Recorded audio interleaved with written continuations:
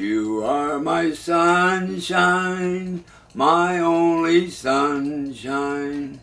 You make me happy when skies are gray. You'll never know, dear, how much I love you.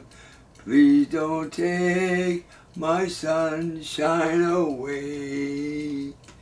Good morning, kids. I'm so happy to be here again, and I hope you're enjoying my stories. Don't forget to tell your friends. And today's story is about a 9-year-old girl named Julie. And I'm going to do several stories on Julie, but today's story is about Julie wants to cheer up her mother. Her mother is very sick. She has been in bed for about a month, and she doesn't smile much anymore because she doesn't feel well. And Julie is thinking, what can I do to cheer my mother up?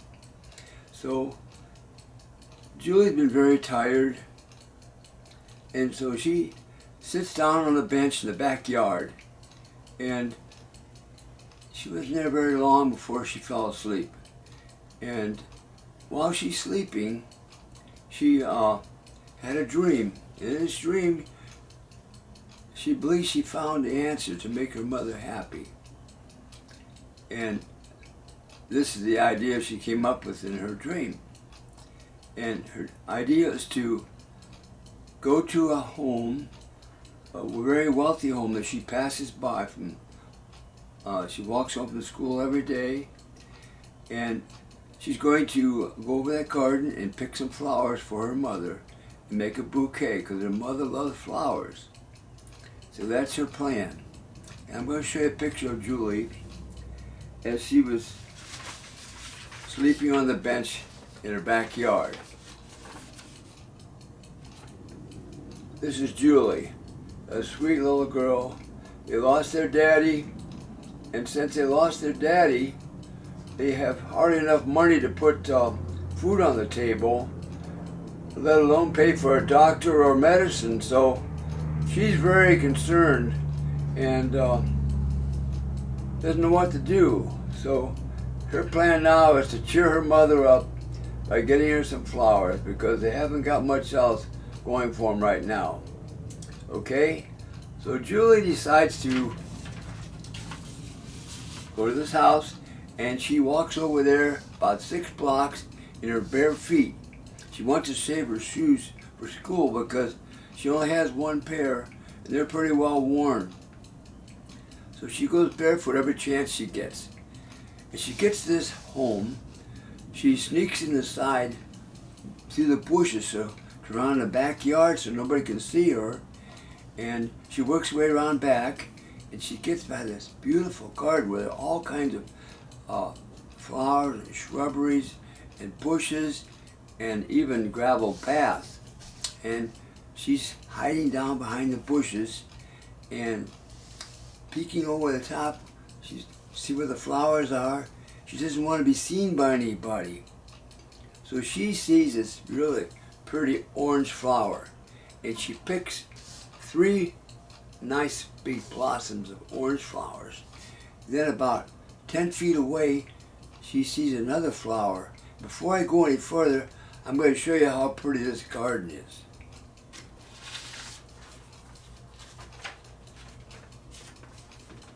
It's a beautiful garden. Now I'm going to show you. Julie was in this area over here hiding. This is the orange flower she just picked. She's hiding down here now, and she wants to go over here and pick some of these white flowers. So as she's sneaking quietly over here, she hears a window in the upstairs back part of the house open up. She didn't know it, but somebody had been watching her for quite a while already while she picked these flowers. It was the maid. And Julie hears the window open, and she sort of freezes. She doesn't move. And then the next thing she hears is somebody yelling out in a very angry voice, Who's in our garden? Julie doesn't know what to do. She says, young lady, you get out of our garden. You go home right now. Do you hear me? Get out of there and leave. And don't come back. And Julie is off and running. She's running like a deer. She runs like my oldest granddaughter, just as fast as almost a horse. So she gets out to the front sidewalk, and she runs about halfway home, about 3 blocks on the concrete. Then her feet start hurting her, and then she slows down and walks on the grass because her feet are hurting now from bruising on the concrete while she's running. So she walks the last 3 blocks home. She got these 3 little flowers in her hand, and she walks into the house and says, Mommy, I have something for you. And her mother said, what is it? And her mother opens her eyes and sees the flowers and says, oh, Julia, they're so beautiful. Where did you get them? She says, oh, I picked them from a home about 6 blocks from here. They have so many flowers, they won't miss a few flowers.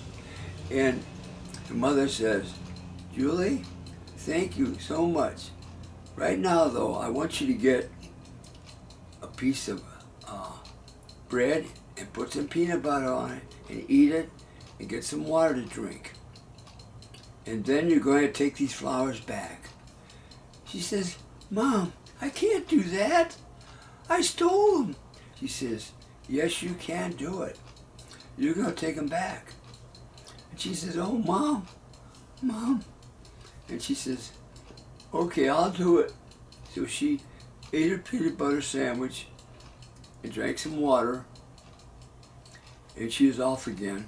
Her feet were still a little tender, but she didn't run. She walked back. And she walked up to the front door of the house, and she rang the doorbell. Heart was beating, and she had a little prayer in her heart. She says, oh, Lord, help me, help me. And guess who opened the door? The maid who had yelled at her in the garden. And she says, the maid looked at the flowers in her hand and says, oh, you're the little girl that was in our garden a while ago. And while she's talking to her, the lady of the house says, Nellie? That's the maid's name. Nellie, who's there? She says, oh, the little girl who was stealing flowers from our garden a while ago. And the lady of the house says, Nellie, show her in. I want to talk to her. I want to talk with her. So Nellie invites her in the house, takes her into the sitting room. Now, this is a big, big house. A special room called the sitting room. She seats Julie down in a chair and leaves. And Julie's looking around. Wow, she has never seen a house this beautiful. Beautiful paintings on the walls and large mirrors everywhere. Gold covered things. And she just was gawking, really. She'd never seen anything like it.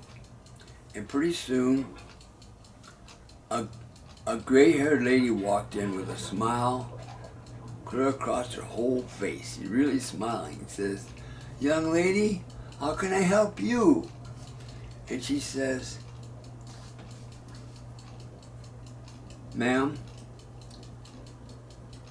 I'm here because my mother sent me back here. See these 3 flowers? I picked these 3 flowers a while ago, and your maid shooed me out of the garden. And I went home and showed them to my mother, and my mother smiled for the first time in a month because she's been so sick, and we can't afford to get her a doctor or medicine because my father died a few years ago, and we don't have much money anymore. And so my mother said, you've got to take them back. And I said, I can't do that. She said, but you must, because it's the right thing to do. So I'm here now telling you I'm sorry I took these flowers without your permission. I stole them from you. And the woman with tears in her eyes said, Julie, I'm going to become your friend. Would you like to have me as your friend? Julie says, oh, I'd love that. And the lady of the house says, Nellie, you go and tell the gardener to get me a large bouquet, a beautiful bouquet. And also tell the chauffeur, that's the person who drives a big car for her, to get the car ready. She called it a limo. A limousine is a large black car usually. It's very long and will hold a lot of people.